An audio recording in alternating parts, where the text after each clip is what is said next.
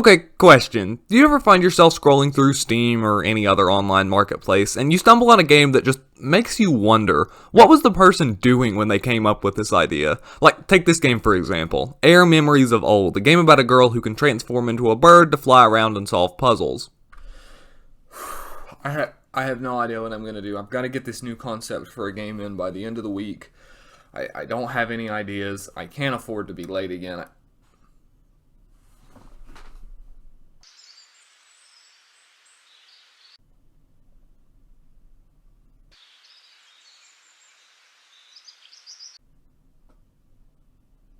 I deserve a raise. AER immediately caught my eye, as so many other games do, when it was listed for free on the Epic Games Store. The screenshots immediately grabbed my attention, and a quick trip over to everybody's favorite website, How Long to Beat, was all I needed to give it an install. So, was it worth it? Let's find out. It's time to take a look at AER Memories of Old. So in AER, you play as a young girl named Auk, who's set off on some sort of cultural coming-of-age pilgrimage across a world consisting of shattered islands sprinkled throughout the sky. You're probably going to hear me compare this game to another game I covered a while ago, A Short Hike, not just because you get to play as a bird in both games, although that is an interesting parallel, but these two games have a lot more in common than you might think. For example, a striking art style. I would be hesitant to necessarily call AER's art style low poly. I mean, I suppose that's what it is, but I think I would prefer a term more like deliberately exposed polygons or polygon conscious. But to be honest, the thing I found most appealing about the visuals were the vibrant colors and sharp textures. I just really enjoyed looking at this game. I've kind of struggled to put my finger on why exactly. Maybe it's just been too long since I've played a game that really tried to flex its HD muscles, because in attempting to describe it, I kept trying to compare it with other games, of which very few had really anything in common with this game other than the fact that I liked the way they looked. Maybe I should just try to play a game from this decade every now and then. AER starts you out in a small cave that acts as a bit of an interactive opening cutscene. You're able to explore and familiarize yourself with your abilities, i.e. jumping, as well as take in the bits of lore scattered on the tablets throughout.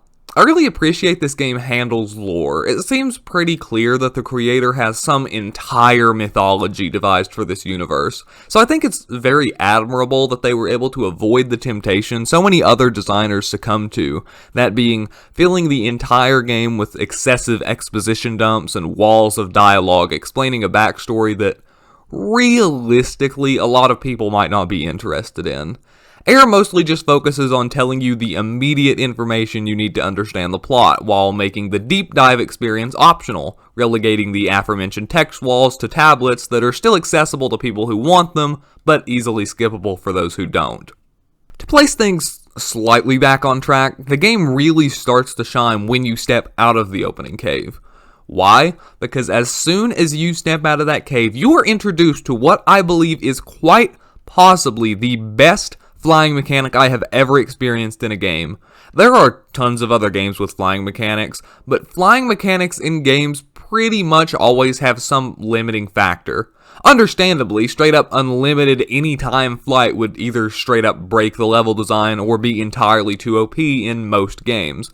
But by more or less using flying over, say, walking as the default form of transportation in the main world, they can leave you free to explore. I'm being serious when I say they pulled this off pretty much perfectly. Everything from the amount of speed you can gain and how fast, to the seamless transition from human to bird form and back, to just how well in-air physics are handled in your human form. I swear, I would spend at least 10 minutes just flying around random islands every time I would exit a temple because it was just so darn fun. You even get to solve a couple of flight-centered puzzles to unlock the temples, which is always fun. Somehow I've managed to get halfway through this video without even mentioning the temples, the game's bread and butter. You'll need to travel through 3 Zelda-like dungeons in order to finish the game, solving small little puzzles along the way. I enjoyed these segments. They almost managed to remind me of The Witness, sort of a walking simulator with puzzle mechanics built in.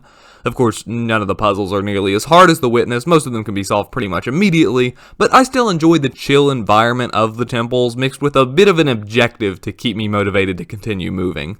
This is actually one of the easiest games I've ever played when it comes to difficulty. I'm like 99.9% sure it's impossible to die. There aren't any enemies or anything, and I even tried yeeting myself into the void to no avail.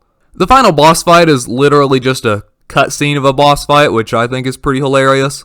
This game also includes some achievements, with the caveat that they aren't included as part of the actual game, meaning you're completely out of luck if you bought the game on the Switch or the Epic Game Store.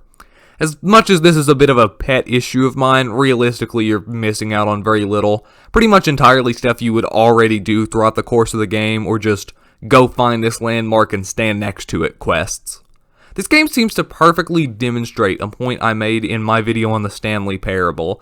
Having even just a tiny bit of traditional reward-based progression is still an entirely different league than having none at all. I feel like I've sort of made it clear so far that this game isn't exactly rich in traditional gameplay motivation techniques. A lot of what you do might seem a bit arbitrary, and to some extent, if you want to have the best experience, you'll be asked to stop and make some of your own fun. But unlike other games I've criticized for this same approach, it still manages to offer a backbone for the experience.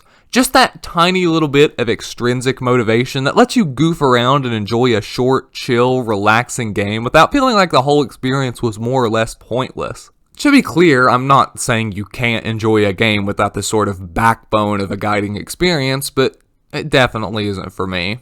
So should you play AER Memories of Old? Well, as much fun as I did have with it, it's a bit overpriced. Even if you play a version of the game with achievements, AER can still be 100% completed in under an hour and a half if you know what you're doing.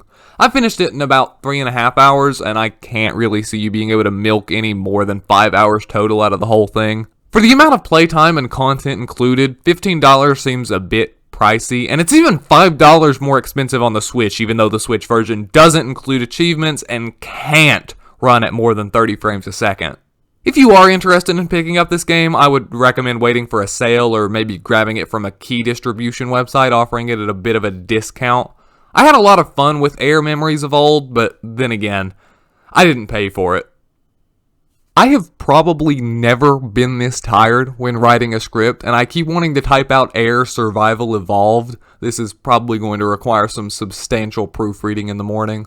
Hopefully you enjoyed the video. If you can't tell, I've really been trying to put just a tad bit more production value into them over the past few weeks, so hopefully it shows. If you did enjoy this video, be sure to leave a like, maybe drop a sub if you haven't already, ring the bell, and of course check me out on social media. Links to that will all be down below. I'm also going to be dropping a link to my friend GOC HorseGamer350. He's just started making YouTube videos consistently, so I'd appreciate if you could go show him some love. Well, I think that's about all I've got for you. Thanks for watching.